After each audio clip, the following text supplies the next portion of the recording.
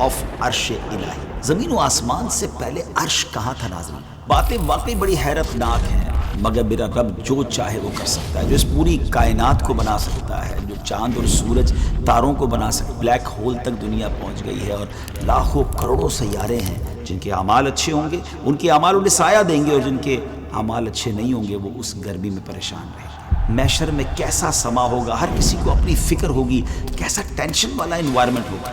بڑے کمال کے لوگ ہوں گے قیامت کے دن جنہیں بڑا شاندار پروٹوکول ملے گا. لوگ حیران ہو جائیں گے ان کے پروٹوکول کو دیکھ کر. سننا چاہیں گے آج؟ وہی تو ہے جو نظام ہستی چلا رہا ہے. السلام علیکم ورحمۃ اللہ وبرکاتہ. ناظرین، ایک بار پھر ویب سیریز قیامت کے بعد آفٹر ججمنٹ ڈے میں آپ کو خوش آمدید کہتے ہیں. 2 ایپیسوڈز ہو چکی ہیں اور اس میں ہم نے قیامت کے کچھ ابتدائی معاملات کے بارے میں ڈسکس کیا، اور یہ بھی جانا کہ جو لوگ اللہ کے نافرمان ہوں گے وہ قیامت کے دن، محشر کے دن، ان کو کیسے پریزنٹ کیا جائے گا، کن صورتوں میں پریزنٹ کیا جائے گا. مگر آج انشاءاللہ ہم یہ جانیں گے کہ جو اللہ کے نیک بندے ہوں گے انہیں ایک بہت بڑی باؤنٹی، بہت بڑی بلیسنگ ملے گی. اور وہ ناظرین کیا ہوگی کہ انہیں قیامت کے دن اللہ کے عرش کا سایہ عطا کیا جائے گا. شیڈو آف عرش الہی. یاد رکھیے گا اس دن اللہ کے عرش کے سوا کوئی اور سایہ نہیں ہوگا. ذرا غور کیجیے، آج جون جولائی کی گرمی میں اگر ہمیں کوئی 10-15 منٹ کے لیے دھوپ کے ٹائم پہ کھڑا کر دے تو ہمارے لیے بڑی مشکل ہو جائے گی. ہم لوگ شیڈو ڈھونڈتے ہیں کہ کہیں کوئی سایہ مل جائے، لوگ درختوں کے نیچے کھڑے ہو جاتے ہیں. مگر سوچئے کہ قیامت کا دن، جب پچھلے ایپیسوڈ میں ہم نے سنا کہ سورج 1 میل پر ہوگا جو کہ 93 ملین مائلز اوے ہے، جب وہ 1 میل دور ہوگا تو گرمی کا عالم کیا ہوگا. زمین کاپر کی ہوگی، تو اس دن شیڈو میں جو لوگ ہوں گے کتنے خوش نصیب ہوں گے. وہ شیڈو کس کا ہوگا، وہ سایہ کس کا ہوگا؟ سبحان اللہ، وہ اللہ کے عرش کا سایہ ہوگا. ناظرین، عرش الہی کا ذکر ہو رہا ہے کہ ان خوش نصیبوں کو عرش الہی کا سایہ ملے گا. آئیے پہلے کچھ جانتے ہیں کہ عرش الہی ہے کیا، اور ایز اے مسلم ہمارا اس پر بلیو کیا ہونا چاہیے، ہمارا اعتقاد کیا ہونا چاہیے. عرش ایک عظیم بلند نورانی مخلوق ہے. عرش و کرسی پر ایمان لانا واجب ہے. نور محمدی کے بعد عرش اللہ پاک کی پہلی تخلیق ہے. یہ عرش کتنا بڑا ہے؟ عرش تمام مخلوقات میں سب سے بڑا ہے. اللہ پاک نے اسے 7ویں آسمان کے اوپر قائم کیا ہوا ہے. عرش جنت کے اوپر ہے. سرکار دو عالم علیہ السلام نے فرمایا، جب اللہ کریم سے مانگو تو جنت الفردوس مانگو، کیونکہ وہ اوسط بیشت اور اعلیٰ جنت ہے، اور اس کے اوپر عرش الہی ہے، عرش رحمان ہے، اور اسی سے جنت کی نہریں جاری ہوتی ہیں. یعنی جنت کی چھت عرش ہے. عرش کس چیز سے بنا ہوا ہے؟ اس بارے میں مختلف اقوال ہیں. نمبر 1، نور سے بنا ہوا ہے. نمبر 2، سبز زبرجد سے بنا ہوا ہے. نمبر 3، سرخ یاقوت سے بنا ہے. اس کی شکل و صورت کے بارے میں تحقیق یہ ہے کہ عرش گول نہیں ہے بلکہ وہ گنبد نما ہے، جو جنت کی چھت ہونے کے ساتھ تمام مخلوقات اور دنیا کے اوپر سایہ فگن ہے. اس کے 4 ستون ہیں. حضرت سیدنا عبداللہ ابن عباس رضی اللہ تعالیٰ عنہما فرماتے ہیں، ہر معمار پہلے دیواریں بناتا ہے پھر ان پر چھت ڈالتا ہے، لیکن اللہ پاک نے پہلے چھت بنائی پھر دیواریں، کیونکہ اس نے زمین و آسمان کو بنانے سے پہلے عرش بنایا. اس کے بعد اللہ تعالیٰ نے عرش کو اٹھانے والے فرشتوں کو پیدا فرمایا. زمین و آسمان سے پہلے عرش کہاں تھا ناظرین؟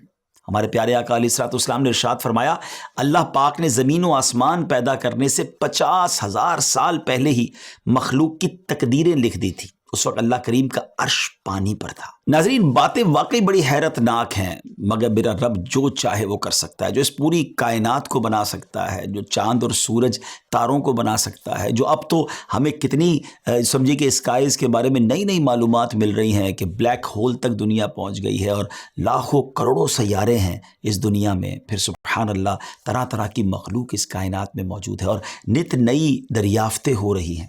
تو وہی تو ہے جو نظام ہستی چلا رہا ہے. تو آج کچھ حدیثوں کے ذریعے ان خوش نصیب لوگوں کے بارے میں جانیں گے جن کو قیامت کے دن اللہ کے عرش کا سایہ نصیب ہوگا. سب سے پہلی حدیث سنتے ہیں. آن دا ڈے آف ججمنٹ، بروز قیامت، سورج لوگوں کے سروں پر ہوگا اور ان کے اعمال ہی ان کے لیے سائے کا یا دھوپ میں جلتے رہنے کا ذریعہ بنیں گے. اس کا مطلب یہ ہوا کہ ان کے اچھے اعمال کی برکت سے انہیں وہ شیڈو پرووائڈ کر دیا جائے گا جس سے وہ محشر کی دردناک گرمی سے محفوظ رہیں گے. جن کے اعمال اچھے ہوں گے ان کے اعمال انہیں سایہ دیں گے، اور جن کے اعمال اچھے نہیں ہوں گے وہ اس گرمی میں پریشان رہیں گے. ایک بڑی کمال کی حدیث ہے ناظرین. ایک ہی حدیث میں سرکار دو عالم علیہ الصلوۃ والسلام نے 7 قسم کے لوگوں کی کیٹیگری بیان فرمائی کہ یہ وہ لوگ ہوں گے جو اللہ کے عرش کے سائے میں آن دا ڈے آف ججمنٹ ہوں گے. اب یہ 7 ٹائپ آف پیپل ہیں، کیٹیگریز ہے، ذرا غور سے سنیے گا. نبی پاک فرماتے نمبر 1 عادل حکمران، یعنی جسٹس کرنے والا جو حکمران ہوتا ہے، جو صاحب اقتدار لوگ ہوتے ہیں. اب غور کریں، وہ لوگ جن کو اللہ نے کوئی منصب دیا ہے، عدل کیجئے، نا انصافی نہ کیجئے. اگر آپ عدل کرنے والے ہیں، اللہ کو عدل کرنے والا بڑا پسند ہے، اور اپنی رحمت سے عادل حکمران کو وہ اپنے عرش کا سایہ نصیب فرمائے گا. سیکنڈ ون، وہ نوجوان جس نے جوانی عبادت میں گزاری ہوگی.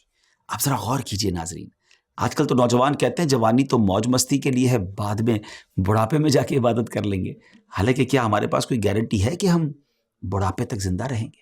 اللہ کو جوان کی عبادت بڑی پسند ہے، اور سبحان اللہ وہ نوجوان جس کی عبادت میں جوانی گزری ہوگی، اللہ اسے اپنے عرش کا سایہ نصیب فرمائے گا.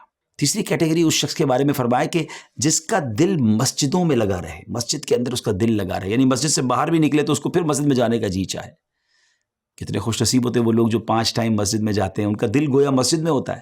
فورتھ کیٹیگری وہ بیان ہوئی کہ وہ 2 شخص جو اللہ پاک کے لیے آپس میں محبت کرتے ہوئے ملتے ہیں اور اسی کی محبت کے ساتھ جدا ہو جاتے ہیں، یعنی دنیا کا کوئی اور مقصد نہیں ہوتا، وہ اللہ کی رضا کے لیے ملتے ہیں. سبحان اللہ. تو ایسی نیک محافل ہوتی ہیں، ایسے نیک پروگرامز ہوتے ہیں جہاں لوگ آپس میں اللہ کی رضا کے لیے ملتے ہیں.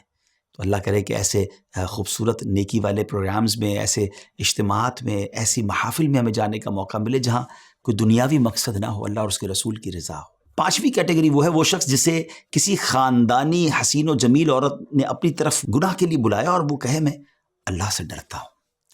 ناظرین یہ بڑا مشکل مرحلہ ہے، کیونکہ گناہ کا موقع مل کر گناہ نہ کرنا یہ بڑی کمال کی بات ہے. 6 نمبر پر وہ شخص جو صدقہ دے کر اسے ایسے چھپائے کہ اس کے بائیں ہاتھ کو پتہ نہ چلے کہ دائیں ہاتھ نے کیا خرچ کیا.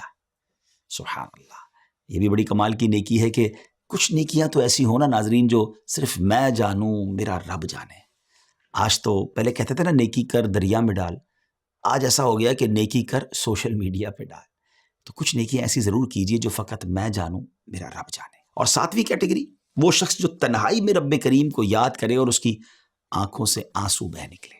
تو کبھی کبھی تہجد کے وقت اٹھ کر اکیلے میں اللہ کی بارگاہ میں آنسو بہایا کریں.